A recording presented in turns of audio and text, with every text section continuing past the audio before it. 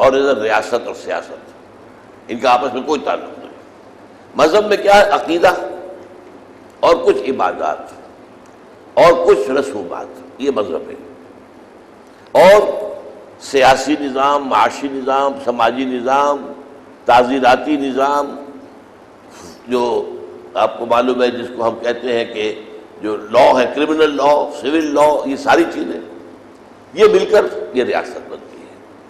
تو یہ مذہب جو ہے 100 بھی ایک جگہ رہ سکتے ہیں، لیکن نظام تو دو ایک نہیں رہ سکتے۔ یا تو ایک اگر سرمایہ داری ہے تو کمیونزم ممکن نہیں ہے، کمیونزم ہے تو سرمایہ داری ممکن نہیں ہے، ملوکیت ہے تو جمہوریت کا سوال نہیں، اور جمہوریت ہے تو ملوکیت کا سوال نہیں۔ تو ان دو نظام ایک جگہ نہیں رہ سکتے۔ کسی بھی نظام کو قائم کرنے کے لیے جو پہلے وہاں پر نظام، اور یہ بھی جان لیجئے کہ کوئی جگہ بھی دنیا میں ایسی نہ کبھی رہی ہے نہ ہوگی جہاں کوئی نظام نہ ہو، کوئی نہ کوئی نظام تو ہوتا ہے۔ قبائلی نظام ہوتا ہے یا کوئی بادشاہی نظام ہوتا ہے، کوئی نہ کوئی نظام تو ہے۔ اس حوالے سے دین کو جب ایک نظام کی حیثیت سے قائم کرنے کی بات ہوگی تو اس کا مطلب کیا ہوگا کہ پہلے سے قائم شدہ نظام کو ختم کیا جائے، جڑ سے اکھاڑا جائے، اور وہاں اسلام کا نظام قائم کیا جائے۔ لہذا اس کا نام تبدیلی انقلاب ہے۔ یہ ہے اصل میں لفظ انقلاب کا پس منظر۔ بسم اللہ الرحمن الرحیم۔ پہلا عنوان ہے اسلام کا انقلابی فکر اور اس کا زوال۔ اور یہ جو پہلا پیراگراف ہے یہ بہت مشکل ہے، اس کا یہ میرا معاملہ جو ہے گویا مشکل وغیرہ گویا مشکل، یہ ایک سینٹنس بنے گا پورا جو پیرا ہے، اس میں جو سبارڈینیٹ کلازز آتے چلے گئے ہیں، جملہ ایک بنے گا، لیکن یہ اہم ترین ہے، اس کا ایک ایک لفظ اچھی طرح سمجھ لینا چاہیے۔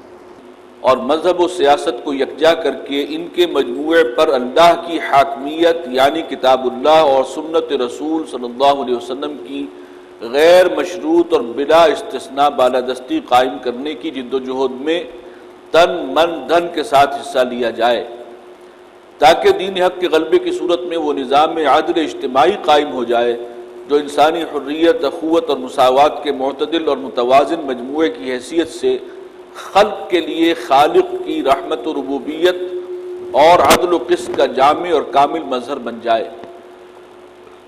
اور علامہ اقبال کے درج ذیل اشعار کے مطابق اس مقصد عظیم کے لیے تن من دھن لگا دینا حتیٰ کہ ضرورت پڑنے پر جان دے دینا دین حق کا لازمی تقاضا ہے۔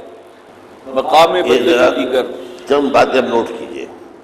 دین اور دنیا اور مذہب اور سیاست کو یکجا کیا جائے، گویا کہ آج کے فکر سے بغاوت اس پہلے جملے کے اندر ہے۔ زندگی کو ان دو خانوں میں تقسیم کرنا گمراہی ہے، غلط ہے۔ یہاں تو یہ ہے کہ دین اور دنیا ایک ہوں گے اور مذہب اور سیاست ایک ہوں گے، ان دونوں کو یکجا کر کے ان کے مجموعے پر اللہ کی حاکمیت قائم ہو جائے۔ اور اللہ کی حاکمیت کا مطلب کیا ہے؟ کتاب و سنت کی بلا استثناء، وداؤٹ اینی ایکسیپشن بالادستی۔ اس جد و جہد میں تن من دھن لگا دیا جائے تاکہ دین حق کے غلبے کی صورت میں وہ نظام عدل اجتماعی قائم ہو جائے۔ اصل مقصود کیا ہے اس کا؟ وہ نظام عدل اجتماعی جو اللہ نے دیا ہے۔ یہاں وہ سورہ حدید کی آیت آپ کے سامنے رہنی چاہیے کہ اللہ تعالیٰ نے اپنے کتابوں کی تنزیل، شریعت کی تنزیل، رسولوں کا بھیجنا، اس کا مقصد کیا قرار دیا ہے؟ لقد ارسلنا رسلنا بالبینات وانزلنا معهم الکتاب والمیزان لیقوم الناس بالقسط، تاکہ لوگ عدل پر قائم ہوں۔ یہ ہے اصل مقصد۔ اس سارے معاشرے کے اندر عدل قائم ہو۔ اور عدل کے بارے میں یہ بات جان لیجئے کہ عدل کے دو لیول ہیں۔ ایک عدل ہوتا ہے کسی عدل خصومات کے اندر، زمین کا ایک ٹکڑا ہے، آپ کا دعویٰ میرا ہے، میرا دعویٰ میرا ہے، اب وہ عدالت میں جا کے فیصلہ کر رہے ہیں۔ یہ انفرادی معاملات کے اندر ایک عدل اجتماعی ہے کہ نظام ایسا ہو کہ کوئی ایک طبقہ دوسرے طبقے پر حاوی نہ ہو جائے۔ ایسا نہ ہو کہ ایک طبقہ حیض کا ہو جس کے پاس دولت کے انبار ہو، اور ایک طرف بھوک ہو اور فقر اور فاقہ ہو، اور لوگ جو ہے وہ افلاس کی وجہ سے وہ خودکشیاں کرنے پر مجبور ہو جائے۔ ایک طبقہ جو ہے وہ حاکم بن جائے طبقہ، اور دوسرا طبقہ محکوم بن جائے۔ اب آپ کے ہاں جاگیردار حاکم ہے، چند فیملیز ہیں، وہ سندھ سے شروع ہو کر سرائے کے علاقے سے ہو کر جنوبی پنجاب تک آپ آ جائیے، یہ چند پیروں اور سیدوں اور قریشیوں ان کے جو ہے، اور آپس میں رشتہ داری ہے ان کی سب کی، پیر پگاڑا کے ساتھ بھی رشتہ داری ہے، اور یہ سارے کے سارے جو سرائے کے علاقے کے لوگ ہیں یہ حکومت کر رہے ہیں، حکومت ان کی ہے۔ تو یہ ایک طبقہ ہے، وہ طبقہ چھایا ہوا ہے، اور اس کے نیچے کسان دبا ہوا ہے، اس کے خون پسینے کی جو کمائی ہے اس پر عیش کیا کرتے ہیں۔ تو یہ در حقیقت عدل اجتماعی جو ہے وہ اور شے ہے، اور ایک عدالتی نظام ہے۔ کوئی جھگڑا ہو گیا، کوئی اختلاف ہو گیا ہے، اس کے بارے میں کوئی عدالت فیصلہ کر رہی ہے۔ جہاں اگر فوج آ گئی اور اس نے قبضہ کر دیا تو عدل اجتماعی قائم ہو جائے، جو انسانی حریت و اخوت و مساوات کے معتدل اور متوازن مجموعے کی حیثیت سے خلق کے لیے خالق کی رحمت و ربوبیت اور عدل و قسط کا جامع اور کامل مظہر بن جائے۔ اللہ کی عدل و قسط اور اللہ تعالیٰ کی ربوبیت کا، اب ظاہر بات ہے ایک معاشرے میں ایک بچہ کسان کے ہاں پیدا ہوا، اس کے لیے موقع ہی نہیں ہے، نہ تعلیم حاصل کرنے کا موقع ہے، نہ زندگی میں آگے بڑھنے کا موقع ہے، اور ایک جو ہے سرمایہ دار کے ہاں پیدا ہو رہا ہے، اس کے لیے کھلے میدان موجود ہے، وہ امریکہ میں پڑھ کر آ رہا ہے، ظاہر بات ہے کہ یہاں آپ کی ایلیٹ کلاس میں شامل ہو جائے گا، اونچے طبقے کا ملازم ہوگا وہ، تو مواقع نہیں ہے۔ تو اس اعتبار سے یہ جو تقسیم ہو جاتی ہے، جس کو خاص طور پر شاہ ولی اللہ دہلوی رحمۃ اللہ علیہ نے بڑی خوبصورت تشبیہ دی ہے کہ اگر کسی معاشرے میں تقسیم دولت کا نظام غلط ہو جائے تو یہ ایک دو دھاری تلوار ہے، ادھر بھی کاٹتی ہے ادھر بھی کاٹتی ہے۔ کس معنی میں؟ کہ ایک طرف دولت کے انبار ہوں گے تو عیاشیاں ہوں گی، بدماشیاں ہوں گی، ایک طرف بھوک اور فقر و فاقہ ہوگا تو پھر انسان جو ہے وہ حیوان بن کر رہ جائے گا۔ جس انسان کو 2 وقت کی روٹی کے لیے 12 16 گھنٹے محنت کرنی پڑ رہی ہو، آپ اس سے کیا توقع رکھتے ہیں؟ وہ اللہ سے لو لگائے گا؟ اس کا کوئی تعلق ہوگا اللہ کے ساتھ؟ وہ تو حیوان ہے، اسے کوئی شعور ہی نہیں، سوچنے کا موقع ہی نہیں۔ شاہ صاحب نے کہا لدو اونٹ اور وہ جو کولو کا بیل ہو جاتا ہے، انسان کی حیثیت وہ ہو جاتی ہے۔ بلکہ اس سے بھی آگے بڑھ کر حضور کی حدیث میں یہ ہے کہ قاد الفقر و یکون کفرا، یہ فقر جو ہے یہ تو انسان کو کفر کے برابر کے پاس لے جاتا ہے۔ تو یہ اب گویا کہ یہ غلط نظام دونوں طرف، ادھر جو ہے وہ دولت جمع ہوئی ہے تو وہاں گلچھرے، عیاشیاں، بدماشیاں، تبذیر یہ ہو رہا ہے، اور تبذیر کی وجہ سے اور محروم طبقات کے زخم پڑ رہے ہیں، ان کے اوپر نمک چھڑکا جا رہا ہے۔ ایک بہت سرمایہ دار کی، کارخانے دار کی بیٹی کی شادی ہو رہی ہے، جس دھوم دھڑکے سے ہو رہی ہے، جتنے مہمان ہیں، زرق برق لباس میں جو عورتیں آئی ہیں، اور وہاں پر ایک ایک پتے کے ساتھ جو ہے کوٹھی کے جو ہے ایک خمخمہ لگا دیا گیا ہے، وہاں پہ کوئی اسی کوٹھی کے اندر کام کرنے والے کو ملازم بھی ہے، کوئی خانسامہ ہے، کوئی وہاں کا چوکیدار ہے، کوئی وہاں کا شوفر ہے، اور ان کی بچیاں بوڑھی ہو رہی ہیں جن کے ہاتھ پیلے نہیں ہو سکتے، کچھ بھی نہیں ہے ان کے پاس۔ اب ان کے دل میں جو احساس محرومی ہوگا کہ یہ کیا ہے، ہمیں واعظ سنائے جاتے ہیں کہ تمام مسلمان، تمام اہل ایمان آپس میں بھائی بھائی، وہ کہاں ہے بھائی بھائی؟ یہ بھائی بھائی، اس سے وہ احساس محرومی پیدا ہوتا ہے کہ جو معاشرے کے لیے پھر بہت خوفناک نتائج پیدا کرتا ہے۔ تو یہ ہے، اس میں یہ 2 شعر آ رہے ہیں اقبال کے، وہ سن لیجیے، اچھی طرح سمجھ لیجیے۔ مقام بندگی دیگر، مقام عاشقی دیگر، ز نوری سجدہ می خواہی، ز خاکی بے شزاں خواہی، چنا خود را نگہ داری کہ بائی بے نیازی ہا، شہادت بر وجود خود ز خون دوست نہ خواہی۔ ایک ہے بندگی، بس اللہ تعالیٰ کی عبادت کر رہے ہیں، جیسے کہ کہا تھا فرشتوں نے کہ کیا ضرورت ہے کوئی خلیفہ بنانے کی، نحن نسبح بحمدک ونقدس لک، آپ کی بندگی، آپ کی تقدیس، تسبیح ہم لگے ہوئے تو ہے، تو کیا ضرورت ہے؟ اتجعل فیہا من یفسد فیہا ویسفک الدماء ونحن نسبح بحمدک ونقدس لک۔ تو یہ تو بندگی ہے۔ عاشقی کچھ اور ہے۔ عاشقی کیا ہے؟ کہ اللہ تعالیٰ کے وجود کی، ہستی کی شہادت اور اس کی حاکمیت کے قیام کے لیے گردنیں کٹوائی جائیں، یہ عاشقی ہے، خون سے۔ کیونکہ جب خلافت قائم کرنی ہے تو خلافت تو گھر بیٹھے قائم نہیں ہوگی، صرف تسبیح کرنے سے خلافت قائم نہیں ہوگی، صرف تحمید کرنے سے خلافت قائم نہیں ہوگی، صرف نماز پڑھنے سے خلافت قائم نہیں ہوگی، اس کے لیے تو میدان میں آنا ہوگا، جانے دینی ہوگی، تب وہ خلافت دنیا میں قائم ہوگی نا۔ تو مقام بندگی دیگر، مقام عاشقی دیگر۔ عاشقی کیوں کہا ہے؟ ایک عاشق جو ہے وہ اپنے معشوق اور محبوب کی جو توہین برداشت نہیں کر سکتا۔ اب کیسے ممکن ہے اللہ کا عاشق ہو اور اللہ کی توہین، اللہ کی شریعت پاؤں تلے رو دی جا رہی ہے، اللہ کی شریعت کا مذاق ہو رہا ہے، کیسے برداشت کرے گا؟ اگر برداشت کر رہا ہے تو سچا عاشق نہیں ہے۔ عاشق ہونے کا تقاضا تو پھر یہ ہے کہ وہ اپنا تن من دھن لگا کر اللہ کی کبریائی کا اعلان کرے اور قائم کرے اس کو۔ تو یہ ہے عاشقی، یہ ہے اللہ کی محبت۔ والذین آمنوا اشد حبا للہ۔ اور وہ آیت ذہن میں رکھیے، قل ان کان آباؤکم وابناؤکم واخوانکم وعشیرتکم وازواجکم وعشیرتکم واموال اقترفتموها وتجارۃ تخشون کسادها ومساکن ترضونها احب الیکم من اللہ ورسولہ وجہاد فی سبیلہ فتربصوا حتی یأتی اللہ بامرہ واللہ لا یہدی القوم الفاسقین۔ اب یہ تو ترجمہ کرنے کی ضرورت تو نہیں ہے نا مجھے، آپ سمجھ رہا تھا، یہ بار بار یہ سنی ہے، یہ ہمارے دروس کا حصہ ہے۔ تو یہ ہے اصل میں وہ کہ مقام بندگی دیگر، مقام عاشقی دیگر۔ نوری سجدہ میں، نوری فرشتہ، فرشتے وہی تو نقدس لک، نحن نسبح بحمدک ونقدس لک۔ نوری سجدہ میقائی، اور نوری جو ہے وہ صرف اللہ کے احکام کی تنفیذ کر رہا ہے، اللہ کی خلافت قائم کرنے کے لیے جنگ نہیں کر رہا، یہ اس کے دائرہ کار سے خارج ہے۔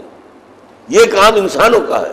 ز خاکی بے شزاں خواہی، یہ خاک کا پتلا جو تو نے بنایا انسان، اس سے تجھے کچھ اور چاہیے، اس سے زیادہ چاہیے، اور وہ کیا ہے کہ شہادت بر وجود خود ز خون دوستاں خواہی جڑے۔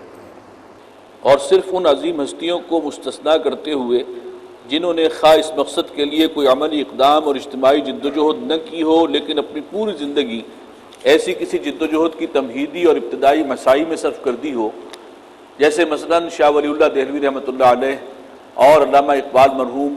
باقی جس مسلمان کی زندگی اس جہد و جہاد سے خالی اور سینہ اس راہ میں جان دینے کی آرزو سے محروم ہو، وہ سورۃ الحجرات کی آیت نمبر 14 اور 15 کی روح سے قانونی مسلم تو ہو سکتا ہے، حقیقی مومن ہرگز نہیں ہو سکتا۔ اور ایک حدیث نبوی کی روح سے ایسے مسلمان کی موت ایک قسم کے نفاق پر واقع ہوتی ہے۔ یہاں اصل میں ایک بڑا سوال پیدا ہوتا ہے جو ہمارے علماء کی طرف سے کہا جاتا ہے کہ آپ جو باتیں کرتے ہیں ہمارے اسلاف میں تو وہ باتیں نظر نہیں آتی۔ جب ہمارے بیعت کا معاملہ شروع ہوا تھا تنظیم میں، مولانا سید حامد میاں نے مجھ سے کہا کہ یہ جو آپ نے سلسلہ شروع کیا ہے ہمارے اسلاف میں تو ہمیں یہ بات نظر نہیں آ رہی۔ اب چونکہ ہمارے علماء کے نزدیک اصل شے جو ہے وہ اسلاف کا معاملہ ہے۔ میں نے کہا مولانا کسی شے کا عدم ذکر اس کے عدم وجود کو مستلزم نہیں ہے۔ یہ میں نے بڑا مولویانہ جملہ کہا، اس لیے کہ وہ بھی منطقی، ایک چیز مذکور نہیں ہے اس کا مطلب یہ نہیں کہ وہ صحیح نہیں۔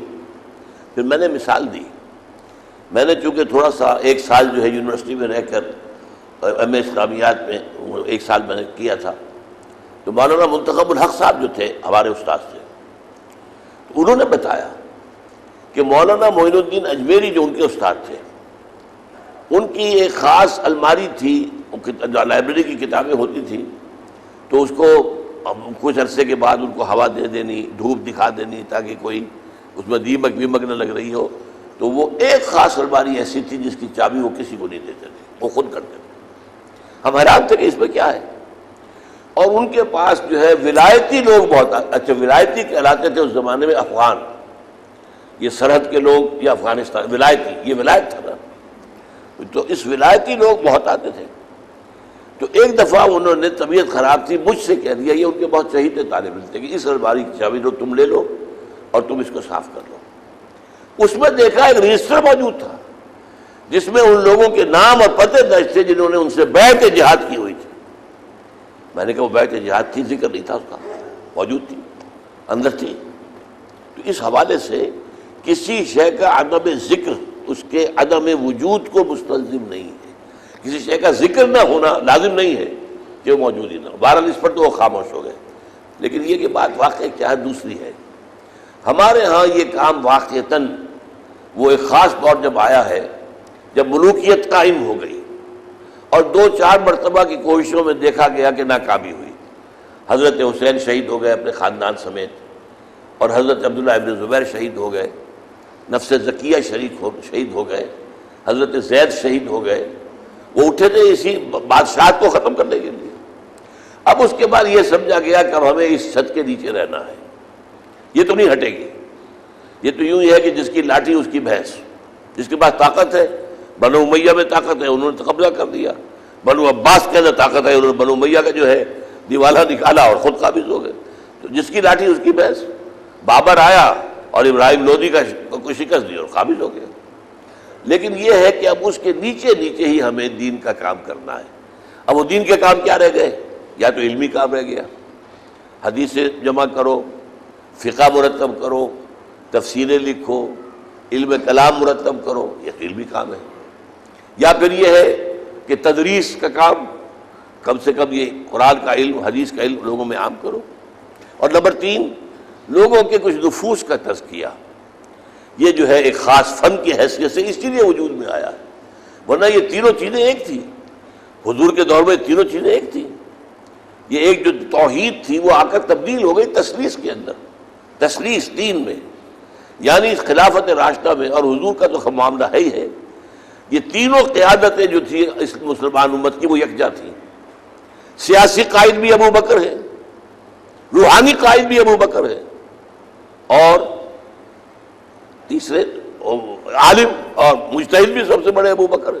پھر حضرت عمر ہے. بعد میں کیا ہو گیا؟ سیاسی قیادت بادشاہوں کی, اور علماء اور فقہا محدثین یہ دوسری شاخ ہو گئی, اور صوفیہ اور مرشدین یہ تیسری شاخ ہو گئی. اور یہ 3 شاخوں میں تقسیم ہو چکا تھا معاملہ. تیسرے دور میں جو تبع تابعین کا دور ہے اس میں بہت قریب تبدیل ہو چکا تھا. عبداللہ ابن المبارک رحمۃ اللہ علیہ جو تبع تابعین میں سے ہیں, ان کا ایک عجیب شعر ہے, وما افسد الدین الا الملوک واحبار سوء ورہبانها.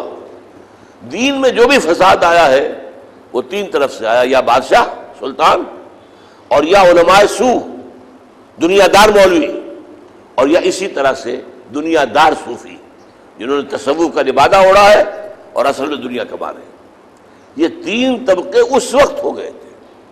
اسی کو پھر علامہ اقبال نے اپنے شعر میں کہا ہے, باقی نہ رہی تیری وہ آئین ضمیری, اے کشتے ملائیو سلطانیو پیری. یہ 3 ملائی, سلطانی اور پیری, یہ 3 اصل میں گویا کہ توحید قیادت جو تھی, قیادت کی توحید وحدت, وہ تسلیس کے اندر تبدیل ہوئی. اس میں نے استثناء کیا ہے. بعض شخصیتیں ایسی ہو سکتی ہیں, جیسے 2 مثالیں دی, وہ خود تو میدان میں نہیں آئے لیکن انہوں نے ایسا علمی کام کیا کہ جو تمہید بن گیا اس عملی کام کے لیے. جیسے شاہ ولی اللہ کی تحریک تھی نا, کہ جو پھر سید احمد بریلوی رحمۃ اللہ علیہ کی جو تحریک شہیدین کی شکل میں سامنے آئی ہے. شاہ صاحب کے بیٹے ہیں نا, شاہ اسماعیل, اور وہ جو ہے انہیں پوتے ہیں کہ جو ان کے دستے راست بنے. تو شاہ صاحب نے وہ کام کیا جس کے نتیجے میں پھر وہ تحریک اٹھی. یا جیسے آج ہمارا مین موضوع ہے, اقبال جو ہے وہ بھی مرد میدان نہیں تھا, وہ تو شاعر تھا, صوفی, وہ مفکر تھا. اس کی وہ تصویر جو آتی ہے نا اس طرح بنی ہوئی, وہی اس کی صحیح شخصیت کی نشاندہی ہے. وہ جس کو خود اس نے کہا ہے کہ 1,00,000 حکیم سر بجیب ایک کلیم سر بکف. ایک کلیم وہ تو سر اپنی ہتھیلی پر رکھ کر میدان میں آتا ہے, فرعون کے سامنے جاتا ہے. ظاہر بات ہے کہ اس سے بڑا رزق کیا ہے؟ شیطان وہ فرعون کے دربار میں جا کے اور اس کی فرعونیت کی نفی کرنا, یہ اس سے بڑا رزق کوئی تھا اس وقت؟ تو وہ کلیم تو سر بکف ہے. لیکن حکیم جو ہے اس کا کام تو یہی ہے کہ وہ بیٹھے اور سوچے. وہ خود بھی حکیموں میں سے تھا. لیکن اس کے بعد جو ہمارے ہاں تحریک اٹھی, ابوالکلام اٹھا, حزب اللہ بنائی. میرے نزدیک وہ علامہ اقبال ہی کے افکار کا نتیجہ تھا اور ظہور تھا. مولانا مودودی آئے, جماعت اسلامی بنائی. پھر ہم بھی اسی سلسلے ہی کھڑی ہیں. تو ہمارا یہ سارا سلسلہ فکری اعتبار سے وہ علامہ اقبال کے ساتھ جڑتا ہے. ایک خواہش کے درجے میں علامہ کے آخری دور میں ایک ایسی جماعت بنانے کا، وہ آپ نے اگر پڑھا نہیں ہے تو جو کتابچہ شائع کیا ہم نے، علامہ اقبال کی آخری خواہش، کہ جو معلوم ہوتا ہے تنظیم اسلامی قائم کرنا چاہتے تھے وہ. یعنی ایک طرف تو وہ مسلم لیگ کے سپورٹر تھے کہ انہوں نے ہی تو جا کے جو ہے سن 30 میں خطبہ دیا الہ آباد کے اندر اور مسلم لیگ کے تنے مردہ میں جان ڈالی ہے اور اس کو وہ انجیکشن دیا ہے کہ جس کے نتیجے میں وہ ایک تحریک بنی ہے. یہی انجیکشن پھر انگلینڈ میں جا کر محمد علی جناح کو دیا ہے. وہ تو سیاست چھوڑ کر اور ہندوستان کو خیر بات کہہ کے جا کے بیٹھ گیا لندن کے اندر. لیکن یہ ہے کہ دوسری طرف یہ احساس اسے تھا کہ یہ قومی تحریک کے نتیجے میں اسلام نہیں آئے گا. ایک اور تحریک اٹھانے کا اس کا ارادہ انہوں نے لکھا ہے. 2 مرتبہ انہیں غیبی اشارات ہوئے کہ وہ اٹھیں اور وہ تحریک برپا کریں. لکھا ہے انہوں نے کچھ لیکن صاف واضح نہیں کیا. 2 مرتبہ ایک خاص طریقے سے مجھے یہ احساس ہوا. ایک مرتبہ جب وہ انگلستان میں تھے اور اس میں ان کی ایک نظم ہے جو اس باغ درا میں ہے، جو واحد نظم ہے جس پر سن لکھا ہوا 1907 میں وہ لندن میں تھے. اور اسی میں وہ ہے کہ اب کوئی جو ہے زمانہ اس کے اندر آ گیا ہے، ہاں میں ظلمت شب میں لے کے نکلوں گا اپنے درماندہ کارواں کو، شرر فشاں ہوگی آہ میری اور نفس میرا شعلہ بار ہوگا. کس قدر زوردار انداز ہے. میں ظلمت شب میں لے کے نکلوں گا اپنے درماندہ کارواں کو، اور کیا ہے، شرر فشاں ہوگی آہ میری اور نفس میرا شعلہ بار ہوگا. اور اگلا شعر اس سے بھی زیادہ پیارا ہے، سفینہ برگ گل بنا لے گا قافلہ مور ناتواں کا. اب اس کو مور بھی سمجھ میں پتہ نہیں آپ کو معلوم ہے کہ نہیں، یہ اس کو کہتے ہیں کیڑی کو.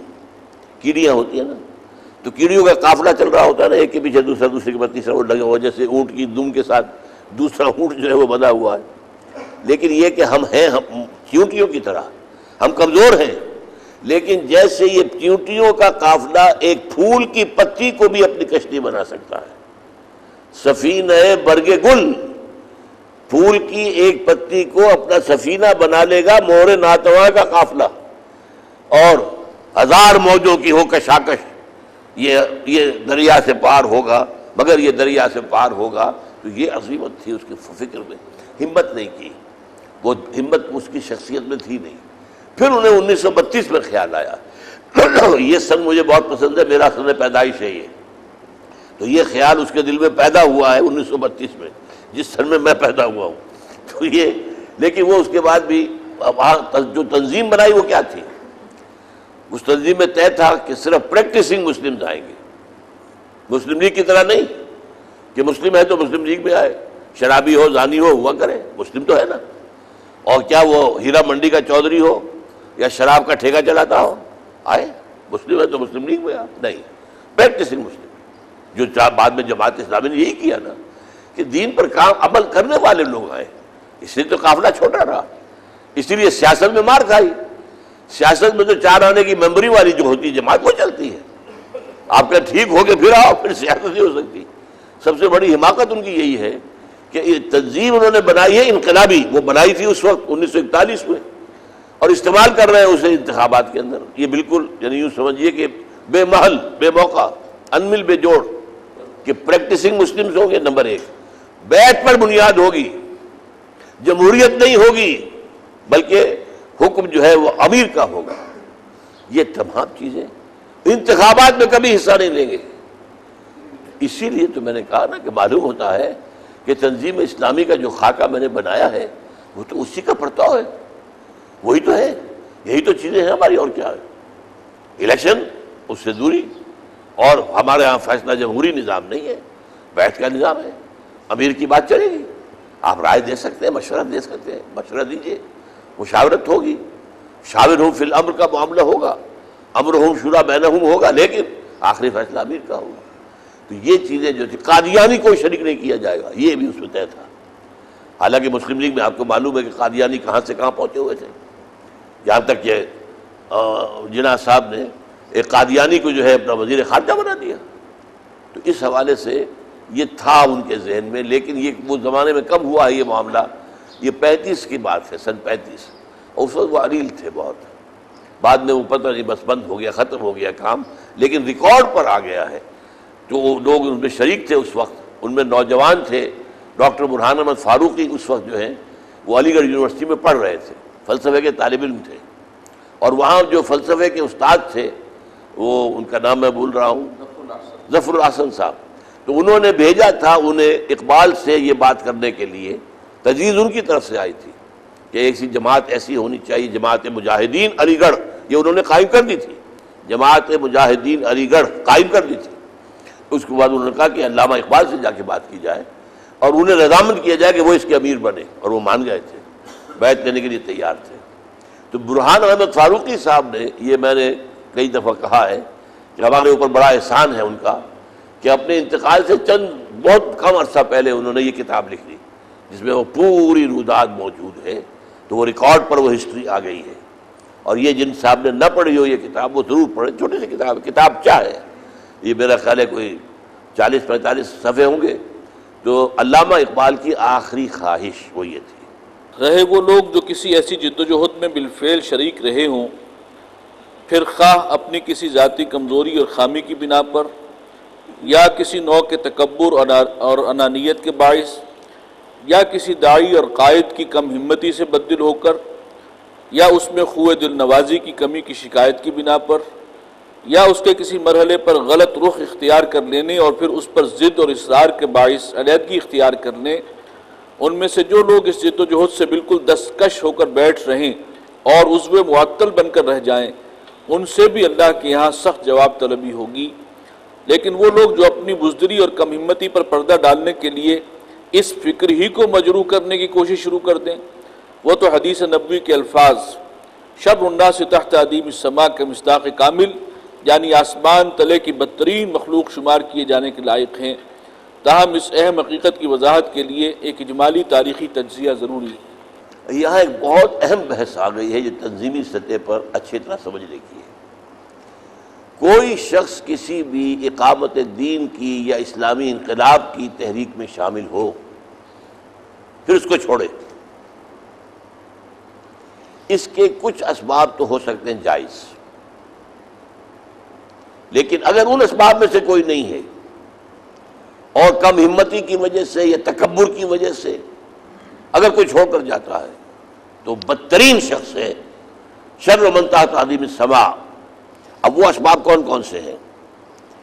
خواہ اپنی کسی ذاتی کمزوری اور خامی کی بنا پر، یعنی اس کا اعتراف ہو کہ اپنی خامی ہے، میں کمزور ہوں، میں جا رہا ہوں، یا کسی نوع کے تکبر اور انانیت کے باعث، یا کسی داعی اور قائد کی کم ہمتی سے بددل ہو کر، ہمارا امیر جو ہے تو ہمت نہیں ہے اس میں، وہ قائدانہ صلاحیت نہیں رکھتا، یا اس میں خوء دل نوازی کی کسی کی کمی کی شکایت کی بنا پر۔ میں نے بلکہ جو ابھی بات کی اس میں غلط ہو گئی ہے، میں نے ان دونوں کو جمع کیا، سب کو جمع کیا، اس کے بعد کہا ہے کہ اگر ان اسباب سے علیحدہ ہو کر کوئی شخص پھر اپنے طور پر اس جد و جہد کو جاری رکھے تو اس کا معاملہ تو صحیح ہے، لیکن اگر وہ اس جد و جہد کو ترک کر دے، اس میں معطل بن کر رہ جائے، بلکہ یہ کہ اس سے بھی آگے بڑھ کر انگور کھٹے ہیں، یہ فکر ہی غلط تھا جی، یہ کوئی اقامت دین نہیں ہے، کچھ یہ خام خواہ انہوں نے اپنے دماغ میں گڑھ لیا ہے، یہ خام خواہ انہوں نے ایک تصور دے دیا ہے۔ اگر اس طرح کی بات کرنے لگے تو وہ آسمان تلے کی بدترین مخلوق کے برابر ہے۔ تو پھر نوٹ کر لیجئے، میں پڑھ رہا ہوں اس کو دوبارہ اگرچہ میرا گلا خراب ہے۔ رہے وہ لوگ جو کسی ایسی جد و جہد میں بالفعل شریک رہے ہوں، پھر نمبر 1 خواہ اپنی کسی ذاتی کمزوری اور خامی کی بنا پر، یا نمبر 2 کسی نوع کے تکبر اور انانیت کے باعث، یا نمبر 3 کسی داعی اور قائد کی کم ہمتی سے بددل ہو کر، یا نمبر 4 اس میں خوء دل نوازی کی کمی کی شکایت کی بنا پر کہ وہ تو جی بہت ہی سخت مزاج ہیں، ڈانٹ دیتے ہیں، یہ کر دیتے ہیں، وہ کر دیتے ہیں، ان کے اندر جو ہے وہ دل نوازی نہیں ہے اور لوگوں کے دلوں کو اپنے ہاتھ میں لینے کی صلاحیت نہیں ہے، یا نمبر 5 اس کے کسی مرحلے پر غلط رخ اختیار کر لینے اور پھر اس پر ضد اور اصرار کے باعث علیحدگی اختیار کر لیں۔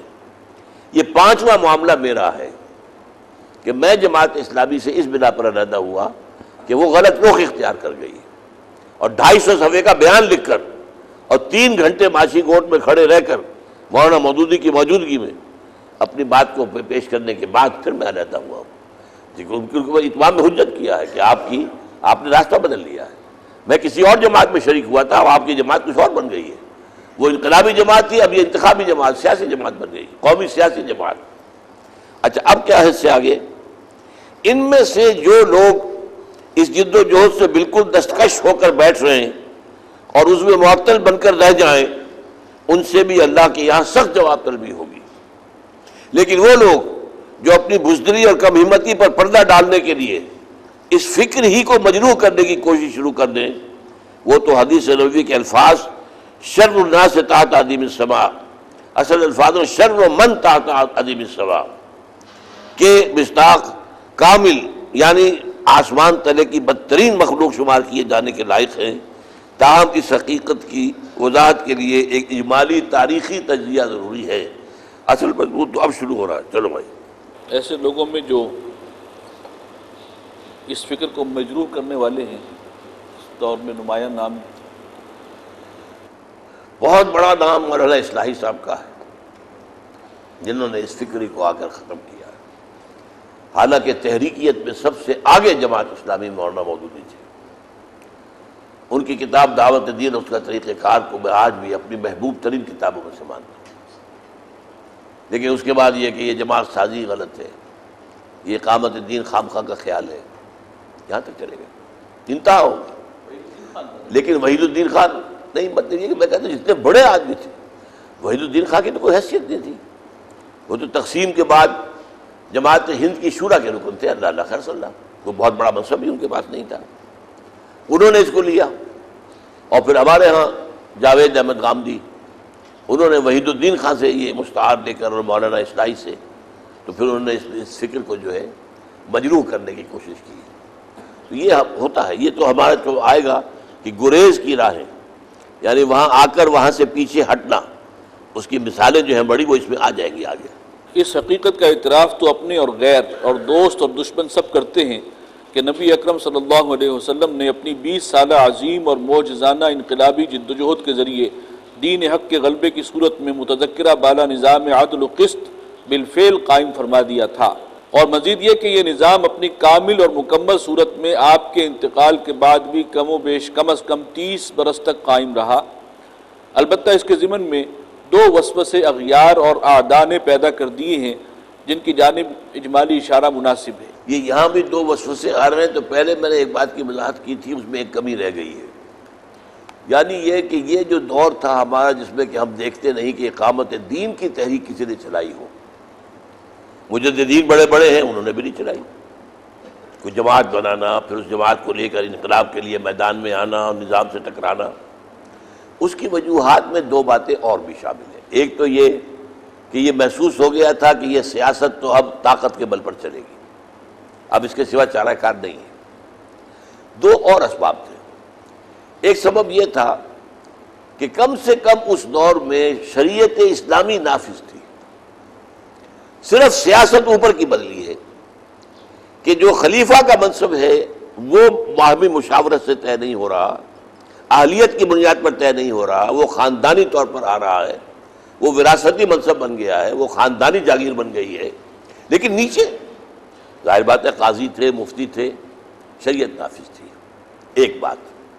اور دوسری بات یہ کہ حضور کی بعض احادیث جن کو ہمارے ہاں جو اہل حدیث مکتب فکر ہے وہ بہت اہمیت دیتا ہے، اگرچہ حنفی مکتب فکر اس کو اتنا زیادہ نہیں دیتا، اگرچہ اب علماء اسی کے تقریباً قائل ہیں کہ مسلمان حکمرانوں کے خلاف بغاوت نہیں ہو سکتی۔ مسلمان تو ہے نا، جب تک کہ وہ کفر کا حکم نہ دے۔ تو حضور نے جو باتیں کہی تھی، ظاہر بات ہے میں سمجھتا ہوں کہ وہ شریعت کے جو دور تھا، چل رہا تھا، شریعت چل رہی تھی، اس کے ساتھ ایک دوسرا ایلیمنٹ یہ تھا۔ تو یہ 2 چیزیں بھی شامل تھیں جس کی وجہ سے ہمارے جو صلحائے امت ہیں، جو ہمارے اسلاف ہیں، انہوں نے کوئی اس طرح کی انقلابی تحریک، انقلابی جدوجہد برپا نہیں کی۔ اس کا ایک ثبوت میں دے رہا ہوں جیسے ہی یورپی اقوام آئیں اور ہمارے اوپر قابض ہو گئی، پھر اب ہم دیکھتے ہیں کہ تحریکیں شروع ہو گئی۔ مصر میں مہدی سوڈانی بیٹھ لی، اس نے کھڑا ہو گیا انگریزوں کے خلاف۔ اسی طریقے سے الجزائر میں عبد القادر الجزائری بیٹھ کی بنیاد پر جماعت بنائی اور کھڑے ہو گئے۔ لیبیا میں سنوسی، چیچنیا میں امام شامل روسیوں کے خلاف، اور ہمارے ہاں عظیم ترین تحریک سید احمد بریلوی رحمۃ اللہ علیہ کی۔ تو یہ جب مسلمانوں کی حکومت کی بجائے اب غیر مسلموں کی حکومت آ گئی، اب پنجاب میں سکھوں کی حکومت تھی تو سب سے پہلے انہوں نے وہاں جہاد کا فیصلہ کیا تھا، لیکن ان کے پیش نظر یہ تھا کہ انگریز سے بھی ٹکرانا ہے بعد میں۔ تو یہ چونکہ اب مسلمانوں کی بجائے ان کی حکومت آ گئی تھی، لہذا اب وہ جو ہے تحریکیں کہ جو جہاد کی تحریکیں وہ شروع ہو گئی۔ تو یہ اسباب ہیں جن کی وجہ سے ہم اپنے اسلاف کو برا نہیں کہتے، ہم ان کا جو ہے استخفاف نہیں کرتے کہ ٹھیک ہے۔ دوسری بات یہ ہے کہ ہر ایک کو اپنا جواب اللہ کے ہاں دینا ہے۔ اب اگر یہ واقعہ صحیح ہے جو بیان کیا جاتا ہے کہ ایک موقع پر حضرت الفسانی رحمۃ اللہ علیہ، مجدد الفسانی کے سامنے شہنشاہ جہانگیر کو پیش کر دیا گیا تھا قیدی بنا کر، آپ شمالی حکومت، اس لیے کہ حضرت مجدد الفسانی نے اپنے جو تجدیدی دعوتی خطوط لکھے تھے وہ زیادہ تر گورنروں اور دربار کے بڑے بڑے لوگوں کو، ان کے نام ان کے خطوط ہیں، یہ جو مکاتیب ان کے مشہور ہیں، اور وہ ان کا فلسفہ بھی ہے، ان کی دعوت بھی ہے، ان کا تصوف بھی ہے، تو لیکن یہ کہ ان کا نہیں، حکومت انہی کا کام ہے، یہی کریں گے۔ میں یہ کہتا ہوں کہ مجھے ان کے مقام اور مرتبے کو جاننے کے باوجود کہتا ہوں میں سمجھتا ہوں کہ انہوں نے غلط کیا، انہیں حکومت سنبھالنی چاہیے تھی۔ اور اس کے بعد جو ہے ٹھیک ہے، اگر کسی وجہ سے معاشرہ انہیں قبول نہ کرتا، اس کی جواب دہی جو ہے معاشرے کی ہوتی، ان کی تو نہ ہوتی، لیکن یہ موقع ملنے کے باوجود اگر انہوں نے یہ نہیں کیا تو میرے نزدیک غلط کیا۔ واللہ عالم، ان کا معاملہ ان کے ساتھ ہے، اللہ تعالیٰ کے ہاں ہوگا۔ تو اس حوالے سے لیکن یہ کہ ہم ان سے اختلاف کر سکتے ہیں، جیسا کہ ہم نے کل پڑھا تھا کہ صحابہ کرام میں سے کسی کے بات کو مخطی اور کسی کو مصیب قرار دینا یہ جائز ہے، نیت پر حملہ جائز نہیں۔ تو کسی کے سے اختلاف ہم اپنے بڑے سے بڑے بزرگ سے بھی کر سکتے ہیں، رائے کا اختلاف ہے، اور ان کی رائے اگر میں غلط سمجھتا ہوں تو وہ خطا اجتہادی شمار ہوگی، اس سے زیادہ نہیں۔ پہلا وسوسہ ایک طعنے کی صورت میں ہے، یعنی اللہ کا عطا کردہ دین اور صرف 30 برس کی قلیل مدت، جس کا مسکت جواب یہ ہے کہ نظام اسلام کے بارے میں تو آپ بھی مانتے ہیں کہ یہ کم از کم ایک بار اپنی کامل صورت میں قائم ہوا اور 30 برس تک قائم رہا، جبکہ جن نظاموں کا ڈھنڈورا آپ پیٹتے ہیں ان میں سے تو کوئی بھی آج تک اپنی اصل مجوزہ صورت میں کہیں ایک دن کے لیے بھی قائم نہیں ہو سکا۔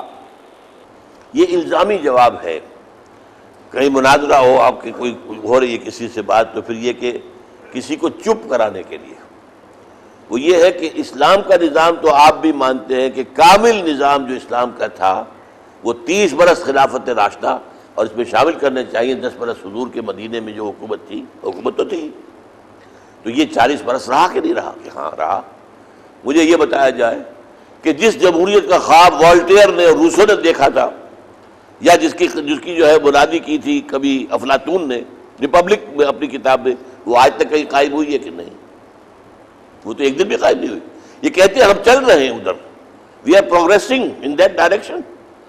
اور جس معاشرے کا خواب دیکھا تھا، classless society and stateless society, اس کا مارکس نے جو نظام دیکھا تھا وہ تو ایک دن بھی قائم نہیں ہوا۔ تو یہ نظام جو دنیا میں جن کا ڈھنڈورا ہے، جن کا شورا ہے، وہ تو ایک دن بھی قائم نہیں ہوئے۔ اسلام کم سے کم 30 برس تو قائم رہا، 40 برس تو قائم رہا۔ چنانچہ افلاطون کی ریپبلک تو خیر تھی ہی خیالی جنت، جس جمہوریت کا خواب والٹیئر اور روسو نے خود دیکھا اور دنیا کو دکھایا تھا، اس کے بارے میں جمہوریت کے بڑے سے بڑے علمبردار بھی صرف یہی کہتے ہیں کہ چلے چلو کہ وہ منزل ابھی نہیں آئی، کہ مصداق ابھی ہم اس کی جانب پیش قدمی کر رہے ہیں۔ رہا مارکس اور اینجلز کا غیر طبقاتی اور غیر ریاستی معاشرہ، تو یہ خواب تو اپنی تعبیر کی ادنا ترین جھلک دکھائے بغیر ہی طاق نسیان کی زینت بن چکا ہے۔ دوسرا وسوسہ اس مغالطے کی صورت میں ہے کہ 30 برس کے بعد اسلامی نظام بالکل ختم ہو گیا تھا، حالانکہ واقعہ یہ ہے کہ خلافت راشدہ کے اختتام پر شاہ اسماعیل شہید رحمۃ اللہ علیہ کی اختیار کردہ تعبیر کے مطابق دین حق کے نظام عدل اجتماعی کی 6 منزلہ عمارت کی صرف چھٹی یعنی سب سے بلند منزل منہدم ہوئی تھی، بقیہ 5 منزلیں قائم رہیں جو بعد میں ایک ایک کر کے کہیں 1000 سال میں منہدم ہوئی، اور اس کے بعد بھی لگ بھگ 200 سال تک کیفیت کی رہی کہ کھنڈر بتا رہے ہیں عمارت عظیم تھی۔ 30 برس بعد یعنی خلافت راشدہ کے اختتام پر تو صرف یہ کمی واقع ہوئی تھی کہ حکومت کا نظام اسلام کے اعلیٰ ترین شرعی معیارات پر برقرار نہ رہا، بلکہ اس میں قبائلی عصبیت کا عمل دخل شروع ہو گیا۔ تاہم اسے بھی پوری طرح ملوکیت کی صورت اختیار کرنے میں کم از کم 1 صدی کا عرصہ لگا، اور ملوکیت اپنی پوری شان اور جملہ لوازم کے ساتھ بالفعل دور عباسی میں جلوہ گر ہو سکی۔ یہ 2 باتیں بہت اہم ہیں۔ وہ یہ ہے کہ یہ 30 برس میں اسلام ختم نہیں ہو گیا تھا۔ اچھا، اس مسئلے کو بہت عام کیا ہے شیعوں نے، اور ہمارے ہاں سنیوں نے بھی گویا کہ کفر آ گیا تھا اور اسلام زندہ ہوتا ہے ہر کربلا کے بعد۔ میں نے ایک ٹی وی مناظرے میں، جس میں کہ ایک بہت بڑے عالم دین جو تھے شیعہ، مولانا کلب صادق، یہ آئے ہوئے تھے لکھنؤ سے، میں نے کہا کون سا اسلام مرا تھا، اور اگر مرا تھا تو کون سا زندہ ہوا؟ کربلا سے پہلے بھی وہ ملوکیت تھی، بعد میں بھی وہی رہی، اس سے بھی بدتر آ گئی، تو کہاں مرا اسلام؟ اور مرا تو زندہ کب ہوا؟ کچھ بھی نہیں ہوا۔ اب یہ شاعران، اور کہہ کون رہا ہے؟ محمد علی جوہر، اتنا بڑا شاعر سنی اور پکا مسلمان کٹر، اسلام زندہ ہوتا ہے ہر کربلا کے بعد، اور قتل حسین اصل میں مرگ یزید ہے، اسلام زندہ ہوتا ہے ہر کربلا کے بعد۔ تو اسلام مرا ہی نہیں تھا بھائی، مجروح ہو گیا تھا، 6ٹھی منزل گر گئی، باقی تو تھا، باقی قاضی تھے، مفتی تھے۔ پھر وہیں ایک بات میں نے کہی اور وہ حیران رہ گیا، میری بات کی تائید کرنی پڑی۔ میں نے کہا کہ حضرت حسین جو قتل ہوئے ہیں، یہ بھی تو آخر وہ اسلام کے فتوے کے تحت ہوئے ہیں۔ آپ کے علم میں یہ بات نہیں ہوگی، قاضی ابن العربی، ایک ابن عربی ہے صوفی، وہ ایک متنازع شخصیت ہے بہت، ان کو الگ رکھ لیجیے۔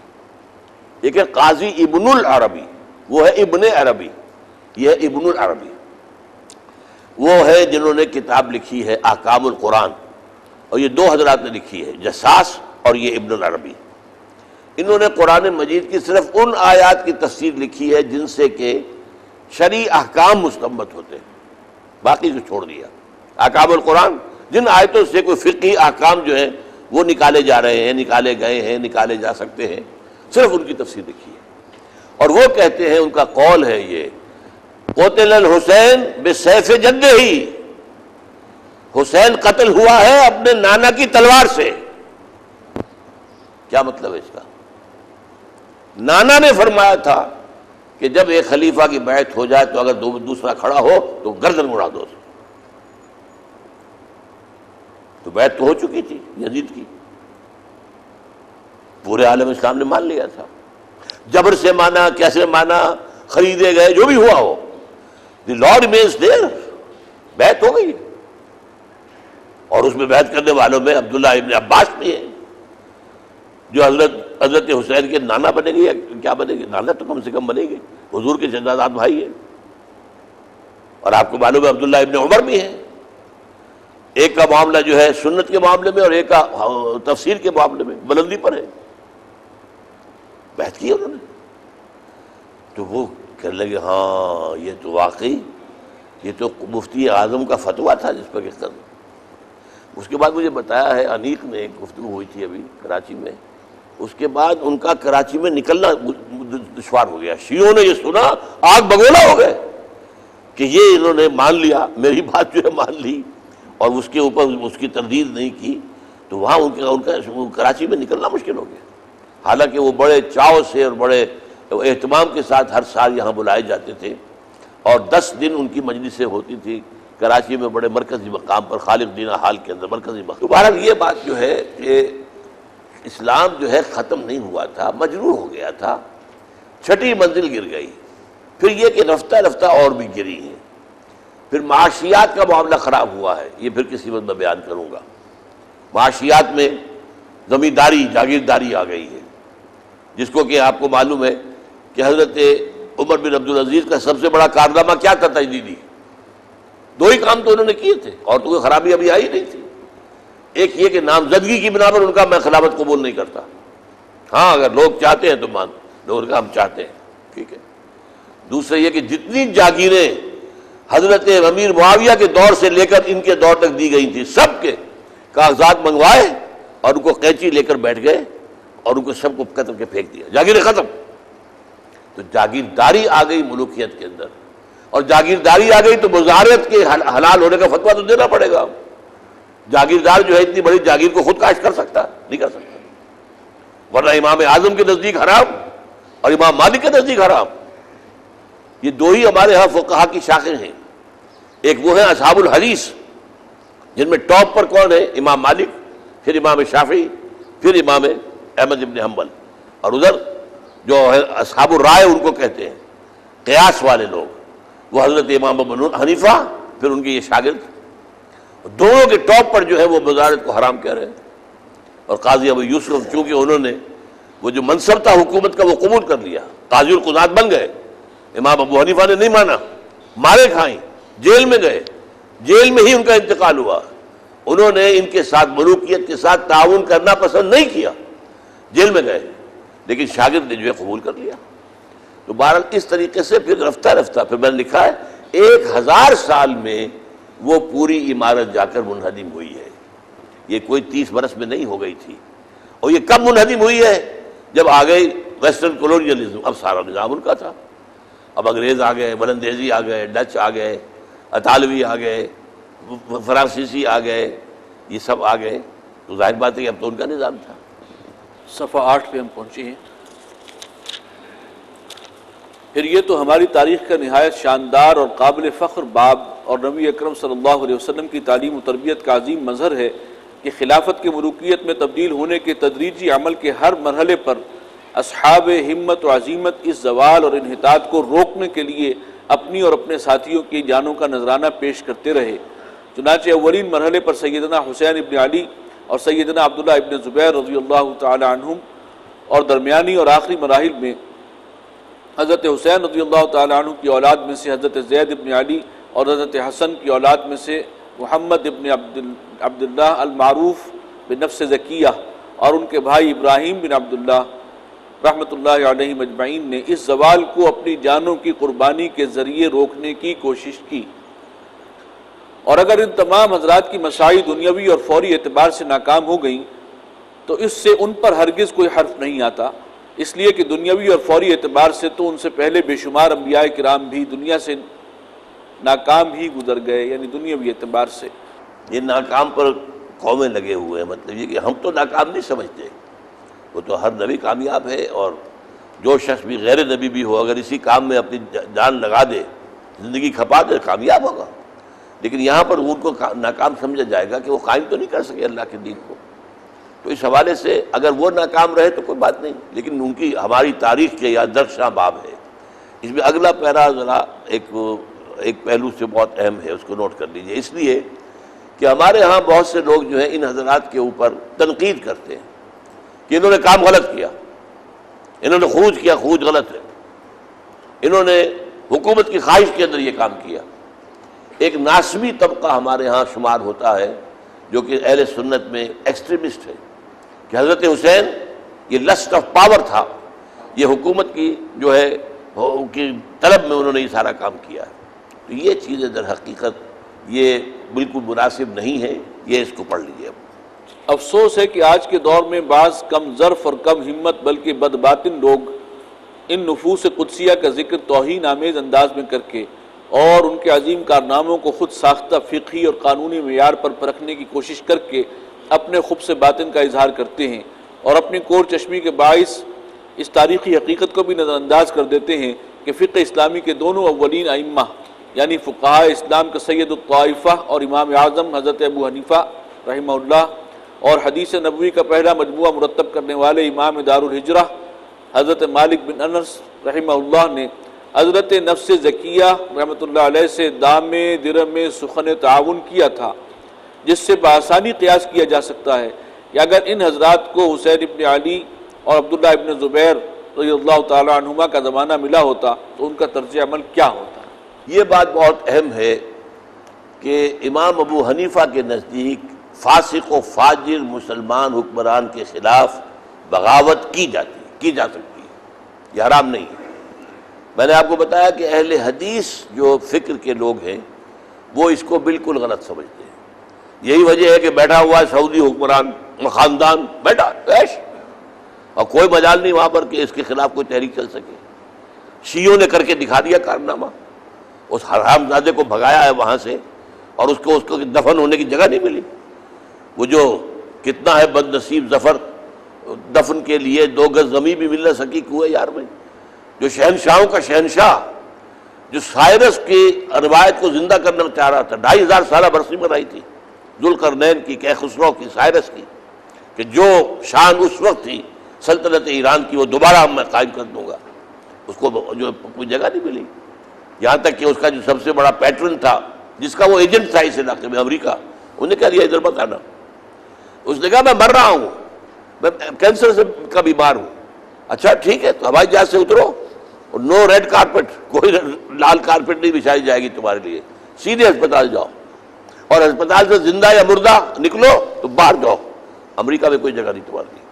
یہ حشر ہوا ہے اس شہنشاہ ایران کا۔ یہ اپنی جگہ پر جو انہوں نے کر کے دکھایا، لیکن سعودی بادشاہ بلینز آف ڈالر کا ایک محل بنتا ہے، اور ہر شہر کے اندر محل بنے ہوئے ہیں، اور وہ محلوں کا استعمال کیا ہوتا ہے، اگر ایک ہفتے کے لیے بھی بادشاہ وہاں آ جائے تو گویا جشن ہو جاتا ہے سال بھر کا، اور وہاں پر فوج ان کے ملازموں کی تیار رہتی ہے۔ یہ ان کی بادشاہت ہے۔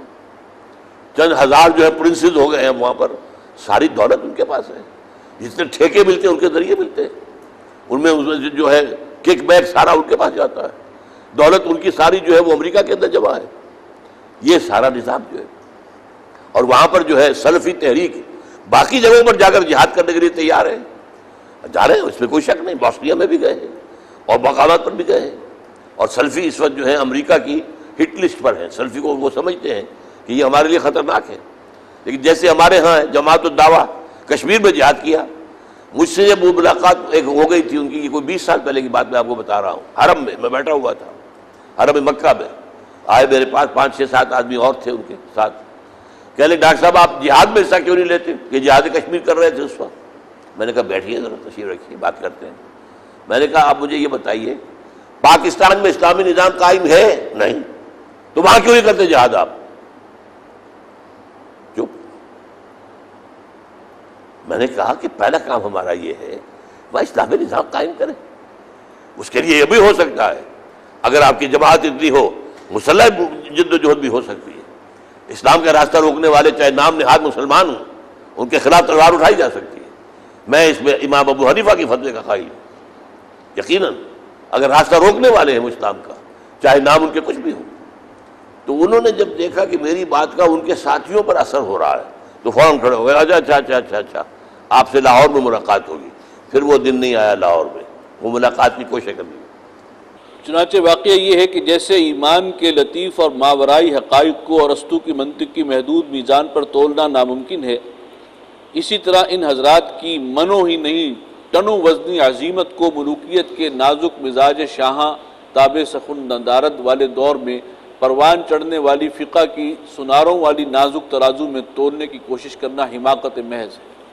یعنی ایک ہوتی ہے چھوٹی ترازو سنار کی، وہ تولے معاشے یہی تولتا ہے نا، ٹن سریا تو نہیں تول سکتے اس میں، کہنے کو وہ بھی ترازو ہے اور وہ بھی ترازو ہے۔ تو اسی طرح فقہ کی ایک ترازو ہے اور ایک جو ہے وہ عظیمت کا معاملہ ہے۔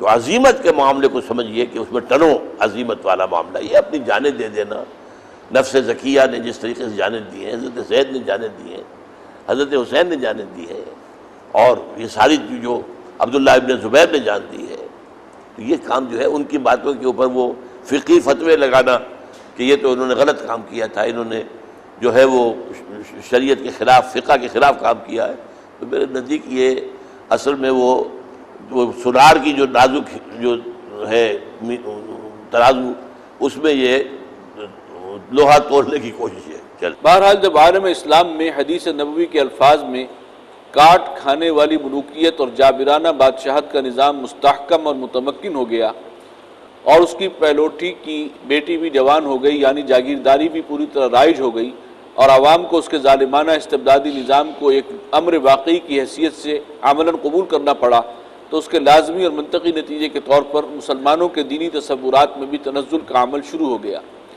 اور اسلام رفتہ رفتہ دین کی بجائے صرف ایک مذہب کی صورت اختیار کرتا چلا گیا، جس کا اصل موضوع عبادات اور رسومات ہوتی ہیں، نہ کہ ریاست و سیاست۔ اور ہوتے ہوتے یہ بات تقریباً اصول موضوع کی حیثیت سے تسلیم اور قبول کر لی گئی کہ حکومت کا معاملہ تو علامہ ابن خلدون کی اصطلاح کے مطابق صرف عصبیت ہی کی بنا پر چل سکتا ہے، اور اس میدان میں تو لا محالہ جس کی لاٹھی اس کی بھینس ہی کے اصول پر عمل ممکن ہے۔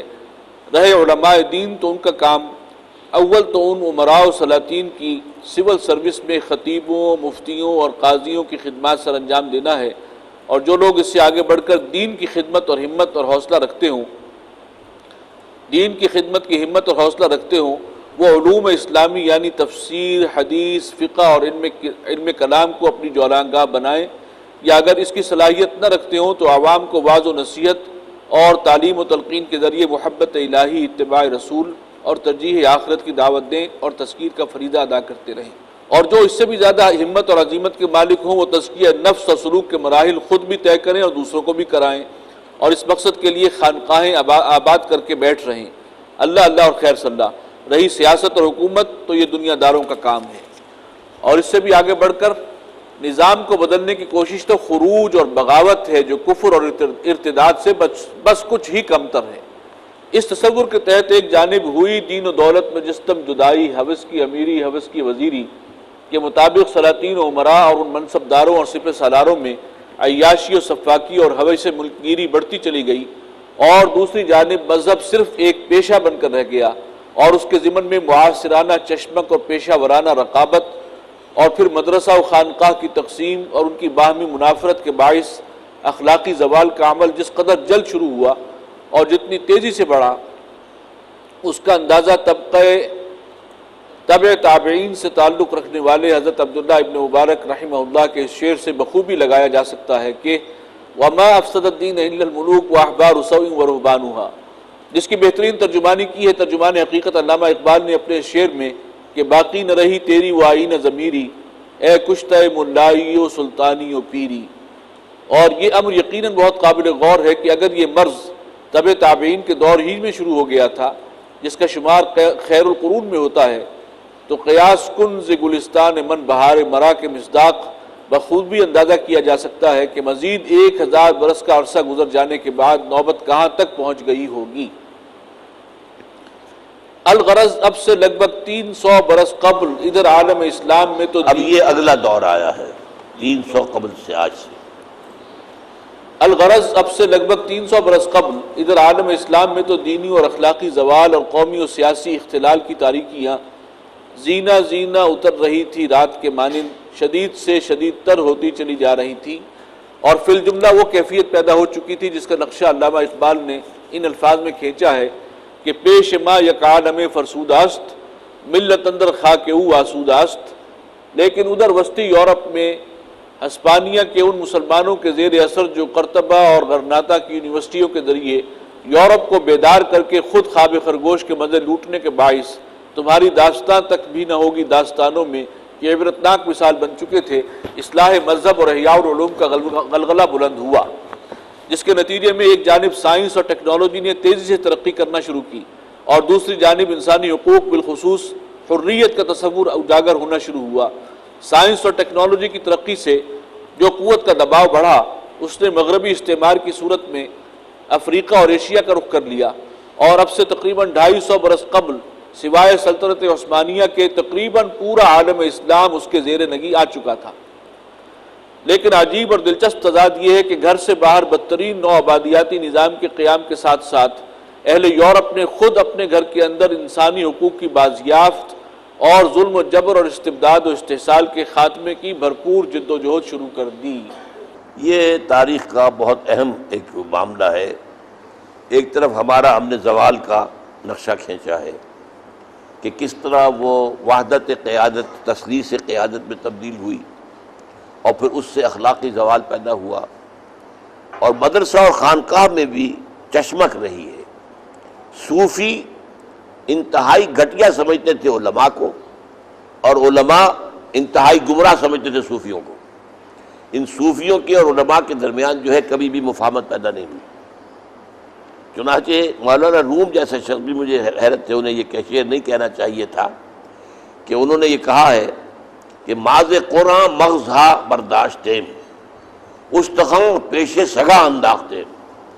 ہم نے قرآن سے اس کا مغز تو اخذ کر لیا ہے اور اس کی ہڈی ہم نے کتوں کے آگے ڈال دی ہے.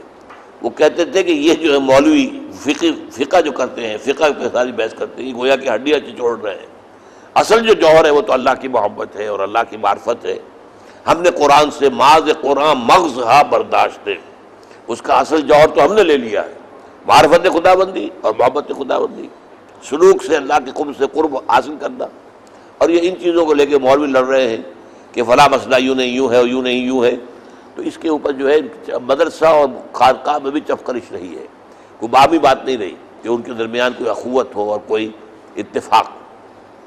پر یہ جو اصل بات آئی ہے کہ ادھر تو 300 برس جو پچھلے تھے ہمارا زوال انتہا کو پہنچ گیا. ادھر یورپ میں کیا ہوا؟ ہسپانیہ میں جو مسلمان تقریباً 800 برس رہا اور وہاں پر بڑی عظیم یونیورسٹیاں قائم ہوئی. تولیتلا جس کو کہتے ہیں عربی میں، تولیتلا تو یہ دو آتی ہیں اس میں، اور کارڈووا قرطبہ اور گرناڈا غرناطہ. ان یونیورسٹیوں سے جو علم اور روشنی اس کی پھیلی ہے، تو فرانس جن کو بالکل ساتھ ہے اور جرمنی اور اٹلی، یہ 3 ملک ہیں سینٹرل یورپ کے کہ وہاں کے نوجوان آتے تھے اور یہاں سے پڑھ کر جاتے تھے.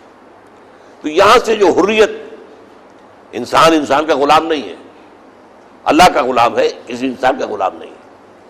اور مساوات، تمام انسان برابر ہیں پیدائشی طور پر. اور جو بھی عدل اجتماعی کی تعلیم، حریت و اخوت و مساوات، وہ تعلیم جو پھیلی، اس سے یورپ کے اندر جو ہے 2 تحریکیں چڑھی ہیں. حالانکہ گویا کہ یورپ کو جگا کر خود ہسپانیہ کے اندر تو زوال آ گیا اور ان کی حکومت ختم ہو گئی. 1492 کے اندر ان کا معاملہ ختم ہو چکا تھا.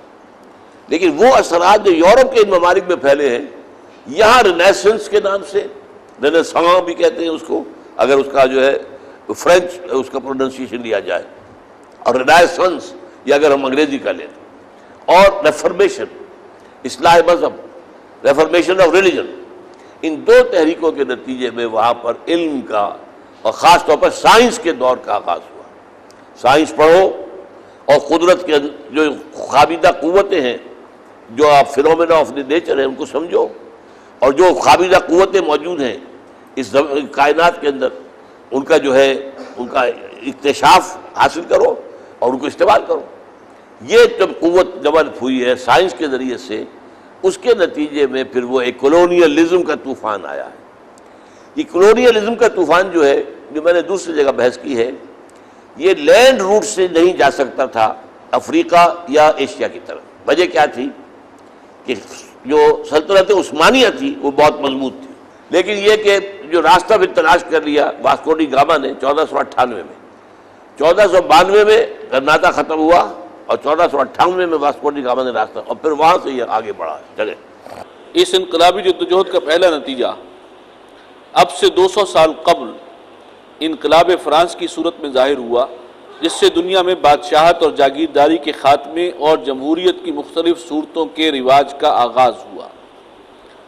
لیکن چونکہ اس کے ساتھ ہی سائنسی ترقی کے نتیجے میں صنعتی انقلاب بھی رونما ہو چکا تھا، لہٰذا اس جمہوریت نے عملی اعتبار سے سرمایہ داروں کی آمریت اور دیو استبداد جمہوری قوام پائے کوب کی صورت اختیار کر لی، جس کا شدید رد عمل اس صدی کے آغاز میں انقلاب روس کی صورت میں ظاہر ہوا. اور یہ وہ وقت تھا جب بر عظیم پاک و ہند کے اس منظر پر علامہ اقبال فکر اسلامی کی تجدید اور الہیات اسلامیہ کی تشکیل جدید کے دعوے اور اسلامی انقلاب کی زوردار دعوت کے ساتھ نمودار ہوئے، جس کے پس منظر میں تصوف اسلامی اور الفسانی کے مجدد شیخ احمد سرہندی رحمۃ اللہ علیہ، علوم اسلامی کے مجدد اعظم شاہ ولی اللہ دہلوی رحمۃ اللہ علیہ، اور جہاد اسلامی کے مجدد سید احمد بریلوی رحمۃ اللہ علیہ کی 300 سالہ تجدیدی مساعی کے اثرات موجود تھے. یہ نوٹ کر لیجئے کہ اس میں شاید آپ نے پڑھ لیا ہو، مجددین کا جو منصب حضور نے فرمایا تھا، جس کی خبر دی تھی، اور یہ ایک نکتہ میں آپ واضح کر دوں، بہت اہم ہے، نوٹ کر لیجئے، ختم نبوت سے جو خلا پیدا ہوا، ظاہر بات ہے نبوت کا سلسلہ چل رہا تھا، ہدایت کا ایک سلسلہ چل رہا ہے، ایک کے بعد دوسرا، دوسرے کے بعد تیسرا، اب ختم نبوت ہو گئی تو اب ہدایت کہاں سے آئے گی؟ جو خلا پیدا ہوا ہے اس کو اللہ نے 3 چیزوں سے پورا کیا ہے۔ نمبر 1، قرآن کے متن کی ذمہ داری لے لی، اس میں کوئی تحریف نہیں ہو سکتی، یہ محفوظ رہے گا، جبکہ تورات اور انجیل کی نہیں لی تھی، ابھی تو نبوت بھی جاری تھی اور اصل ہدایت تو آنی تھی قرآن کی شکل میں۔ نمبر 2، ہر صدی میں ایک مجدد، ان اللہ یبعث فی ھذہ الامۃ علی رأس کل 100 عام من یجدد لھا دینھا، اللہ تعالیٰ اس امت میں ہر صدی کے راس پر، سرے پر ایسے اشخاص کو اٹھاتا رہے گا جو ان کے دین کی تجدید کریں گے۔ اور نمبر 3 کہ ہر وقت دنیا میں ایک جماعت لازماً حق پر قائم رہے گی، لا تزال فی امتی امۃ قائمۃ علی الحق، ایک رہے گی آخر وقت تک، نہ اس سے اختلاف کرنے والے انہیں کچھ نقصان پہنچا سکیں گے اور نہ ان کو چھوڑنے والے ان کو کوئی گدن پہنچا سکیں گے۔ تو یہ ہے 3 چیزیں کہ اب کوئی شخص اگر متلاشی حق ہوگا تو یہ نہیں کہہ سکتا میں کہاں سے حق لوں، قرآن موجود ہے، اگر تم واقعی متلاشی حق ہو تو اللہ کا کلام موجود ہے، محفوظ ہے، اس میں کوئی تحریف نہیں ہوئی ہے۔ اور پھر مجددین امت، اور پھر یہ کہ اب اس میں سے ہندوستان میں یہ 3 جو مجددین کا میں نے نام لیا ہے، ان میں سے ہر ایک کے نام کے ساتھ علیحدہ رکھا ہے کہ ایک طرف تصوف اسلامی کے مجدد ہیں الفسانی، جنہوں نے وحدت الوجود کے جو عام تصورات وحدت الوجود کے تھے ان کو ختم کر کے اس کو قریب کیا ہے اسلامی عقائد کے، اور وہ ہے وحدت الشہود۔ اور دوسرے یہ کہ علوم اسلامی کے مجدد، قرآن مجید کا فارسی میں ترجمہ کرنے والے سب سے پہلے آدمی شاہ ولی اللہ دہلوی، اور پھر ان کے 2 بیٹوں بلکہ 3 بیٹوں نے انہوں نے اردو میں ترجمے کیے، جو 2 ترجمے تو مشہور ہیں شاہ رفیع الدین اور شاہ عبد القادر کے، لیکن شاہ عبد العزیز نے تو پوری تفسیر لکھی ہے، ترجمہ تو ہے ہی اس میں، تفسیر عزیز ہی۔ تو اس طریقے سے اور جہاد اسلامی کے مجدد یہ ہے سید احمد بریلوی رحمۃ اللہ علیہ۔ اور میں سمجھتا ہوں کہ اس دور میں جتنے بھی جہاد دنیا میں ہوئے سب سے خالص اسلامی صحیح ترین جہاد وہ یہی سید احمد بریلوی رحمۃ اللہ علیہ کا تھا۔ فکر کے میدان میں علامہ کا سب سے بڑا کارنامہ یہ ہے کہ انہوں نے ایک جانب سائنس کو روح قرآن کا ظہور اور بروز، اور دوسری جانب عدل اجتماعی کی ان تمام اعلیٰ اقدار کو جن کا شعور یورپ میں اجاگر ہوا تھا، نور مصطفیٰ صلی اللہ علیہ وسلم سے مستعار قرار دے کر دین اور دنیا کے فرق اور مذہب اور سیاست کی علیحدگی اور مشرق و مغرب کے فاصلے کو آن واحد میں ختم کر کے رکھ دیا۔ اس میں سے پہلا جملہ ذرا بہت شاید لوگوں کے لیے نئی بات ہو، سائنس کو روح قرآن کا ظہور، یعنی سائنس جو ہے قرآن سے متصادم نہیں ہے، بلکہ قرآن تو کہتا ہے دیکھو یہ آیات ہے ہماری، یہ سارے جو فزیکل فینومینا ہیں یہ تو ہماری آیات ہیں، مطالعہ کرو ان کا، کھول آنکھ، فلک دیکھ، فضا دیکھ، یہ دیکھو سورج سے ابھرتے ہوئے، مشرق سے ابھرتے ہوئے سورج کو ذرا دیکھ، ان فی خلق السماوات والارض واختلاف اللیل والنہار والفلک التی تجری فی البحر بما ینفع الناس وما انزل اللہ من السماء من ماء فاحیا بہ الارض بعد موتها وبث فیہا من کل دابۃ وتصریف الریاح والسحاب المسخر بین السماء والارض لآیات لقوم یعقلون۔ تو یہ تمام فزیکل فینومینا جو ہے، اس آیت کو میں نے آپ کے علم میں ہوگا نام دیا آیت الآیات، کسی اور آیت میں اتنی آیتیں جمع نہیں ہیں، آیت اللہ کی نشانی، 10 آیتیں جو ہے اللہ کی نشانیاں وہ اس ایک آیت میں جمع ہیں۔ تو اس طریقے سے سائنس، اور اس کو پھر بڑی خوبصورت انداز میں جو علامہ اقبال کے شارحین میں سے ایک شارح ہیں جس کو عام طور پر لوگ جانتے نہیں ہیں، ڈاکٹر رفیع الدین مرحوم، انہوں نے خوب طور پر کہا ہے یہ کہ یہ کائنات اللہ کا عمل ہے، قرآن اللہ کا قول ہے، ان میں تضاد کیسے ہوگا؟ قول و عمل کا تضاد تو کسی عام انسان میں بھی ہو تو ہم سمجھیں گے گھٹیا آدمی ہے، اللہ کے قول اور عمل میں تضاد کیسے ہوگا؟ اس اللہ کے عمل کا مطالعہ سائنس ہے، اللہ کے قول کا مطالعہ یہ ہے کہ قرآن مجید پڑھیں، سمجھیں، اور ان میں تضاد نہیں ہے۔ اچھا تضاد کیوں ہوتا ہے، محسوس ہوتا ہے، اس کی وجہ سمجھ لیجئے۔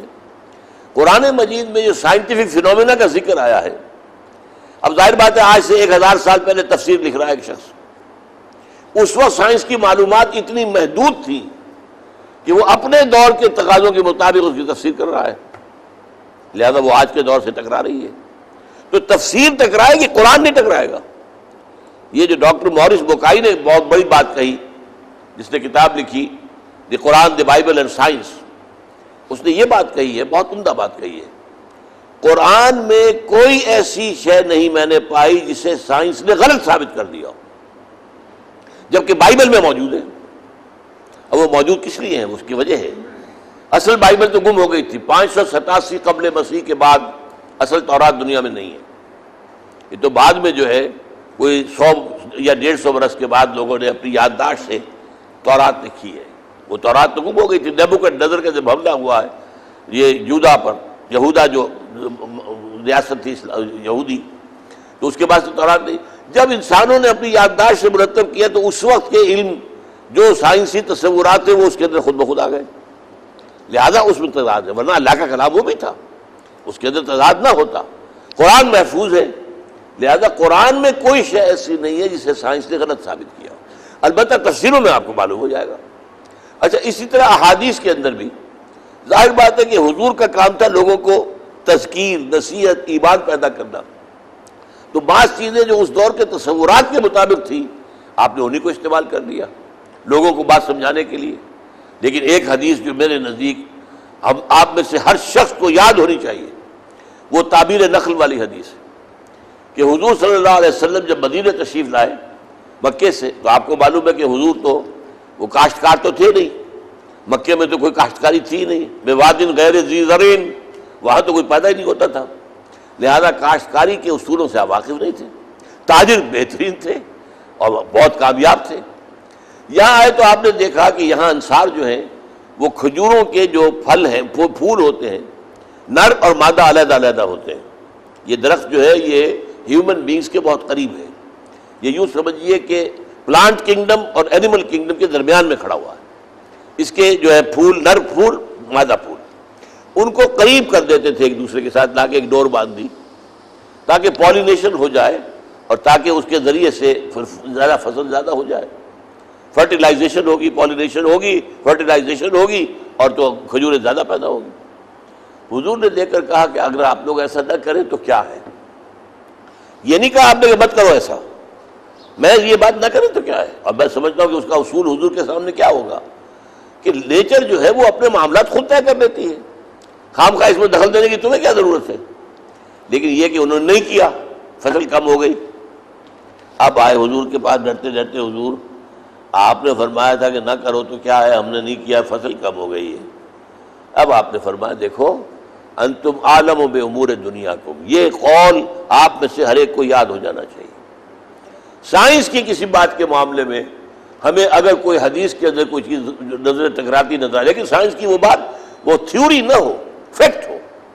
تھیوریز تو بدلتی رہتی ہیں، اس کے معاملہ اور ہے، لیکن فیکٹ اگر کوئی ثابت ہوا ہے تو اگر حدیث میں کہیں اس کے خلاف کوئی بات کی ہے تو ہمیں سائنس کی بات قبول کرنی ہے، اس لیے کہ حضور کا قول موجود ہے۔ یہ ہے کہ جو اس کا محکم ترین چیز جو ہے جس کی بنیاد پر یہ طے کیا جائے گا، انتم عالم بامور دنیاکم، تم اپنے دنیاوی معاملات کو مجھ سے بہتر جانتے ہو۔ تو اس حوالے سے ان چیزوں کو ذہن میں رکھیے۔ اور علامہ اقبال نے خاص طور پر کہا ہے کہ the inner core of the western modern western civilization is Quranic. یہ جو ان کے خطبات ہیں ان کا جو دیباچہ ہے اس میں یہ الفاظ لکھے ہیں انہوں نے، اس لیے کہ اس سے پہلے دنیا میں فلسفے کے میدان میں صرف جو استخراجی منطق ہوتی تھی، وہ بال کے کھال اتارتے جانا، نتیجہ نکالتے جانا، اور یہ کہ وسیع مشاہدہ نہیں، اس کو ختم کر کے قرآن نے یہ کہا مشاہدہ زیادہ کرو اور وسیع مشاہدے سے نتائج اخذ کرو۔ اس کو کہتے ہیں استقرائی منطق، deductive logic and inductive knowledge, deduction اور انڈکشن۔ انڈکشن استقراء ہے اور یہ استخراج ہے، یہ جو ہے ڈیڈکٹیو ہے۔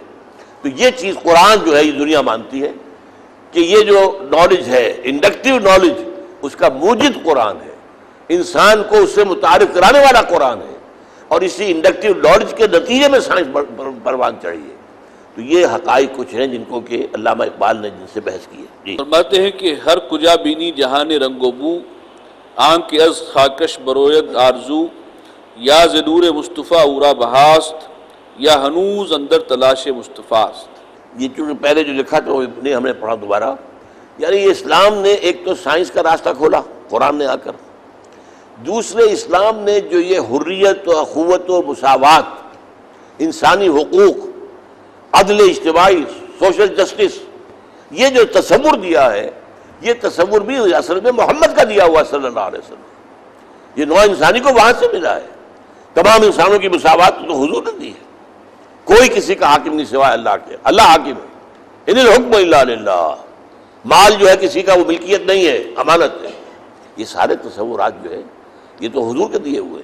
لہذا بہت خوبصورت یہ دونوں اشعار ہیں. ہر کجا بینی جہان رنگ و بو.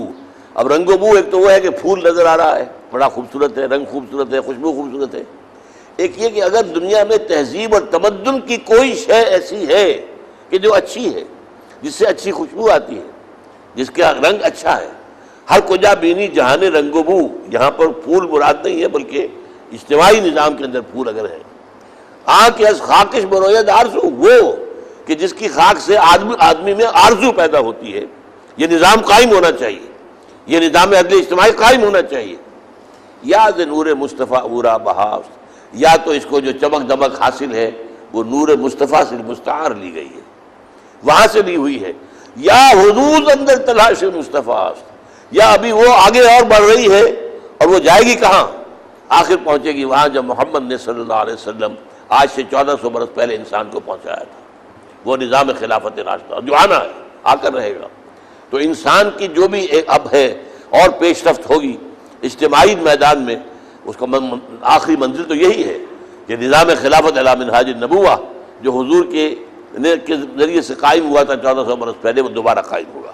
چنانچہ یہ اسی کا مظہر ہے کہ حضرت علامہ نے ریپبلکن طرز حکومت کو اسلام کی روح کے عین مطابق قرار دیا، اور یہ تو ان کی جرأت رندانہ اور شان قلندری کا نمایاں ترین مظہر ہے کہ انہوں نے مارکسزم پلس خدا جمع خدا برابر ہے اسلام، اس کا فارمولہ پیش کر دیا.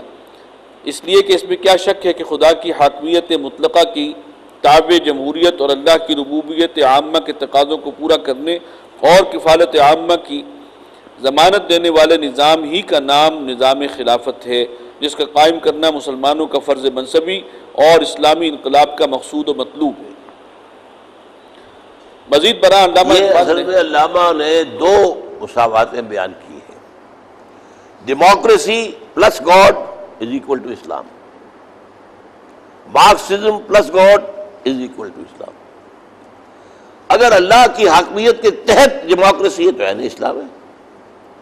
حاکمیت اللہ کی ہو، قانون اس کا ہوگا، اللہ اس کے رسول کے فرامین کی بالادستی ہوگی، نیچے انتظامی ڈھانچہ سارا وہ جو آپ مشورے سے بنائیں، امرہم شورا بینہم، تو حاکمیت اللہ کی. تو ڈیموکریسی کے ساتھ خدا کو ایڈ کیا جائے، لیکن خدا کا ایڈ کرنے کا مطلب صرف یہ نہیں کہ نماز روزہ ایڈ ہو جائے، صرف اس کی حاکمیت. تو democracy plus God is equal to Islam. Marxism کے اندر کیا ہے؟ وہ جدلی مادیت کے طریقے سے جو اس کا اصل حاصل ہے وہ کیا ہے؟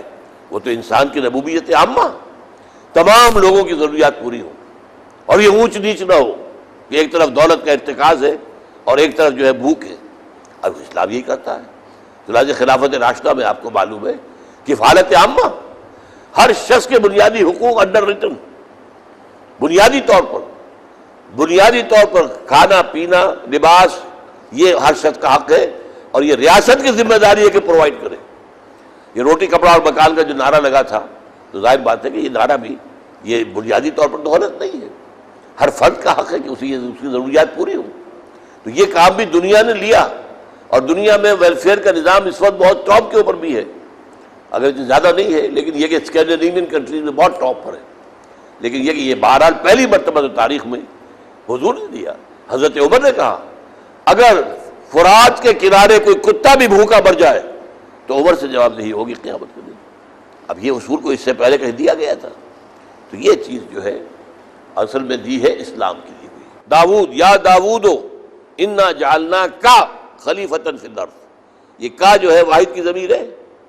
اور مسلمانوں کے بارے میں کیا کہا گیا؟ وعد اللہ الذین آمنوا منکم وعملوا الصالحات لیستخلفنہم فی الارض. یہ خلافت تمام مسلمانوں کو دی گئی ہے، اب کسی ایک فرد کو نہیں ہے. جیسے آج کی جمہوریت میں یہ ہے کہ حاکمیت تمام انسانوں کی ہے، پاپولر ساورنٹی، وہ اپنی حاکمیت اپنے ووٹ کے ذریعے سے منتقل کرتے ہیں.